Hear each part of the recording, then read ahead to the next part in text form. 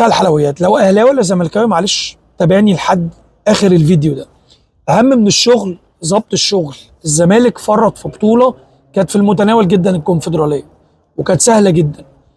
زيزو انت وقفته وجمدته عشان بتقول ان انت قفشته مضى للاهلي وكده، بس انتوا طلعتوا قبلها بيومين.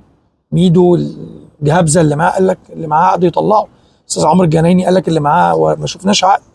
فانت مش قافش، ما عندكش قرينه قافشها، خليه استغله لغايه اخر يوم. الكونفدراليه كانت بتجيب لك وعمله صعبه، والنادي اصلا مش لاقي. ما انتوا بتقولوا معانا شيكات مفتوحه وشيكات ياما وهوب الزار دي كانت شيكات بنك الحظ. فدي سقطه كبيره جدا، انت تستغل اللعيب بتاعك لغايه اخر يوم. دي حاجه. الحاجه الثانيه، اشتم براحتك، تاخد سيئات براحتك، مش تستفاد اي حاجه. اشتم وخوض في اعراض، دي ما ترضيش ربنا ابدا. اخر حاجه بقى، يعني الاهلي داخل في مهمه قوميه، والولد جاي النادي الاهلي وراح كاس عالم الانديه، فبص بجد يعني المفروض تجهز الولد عشان يجي الاهلي فت. اخر حاجه، هارد لك، والقادم افضل، والسلام ختام.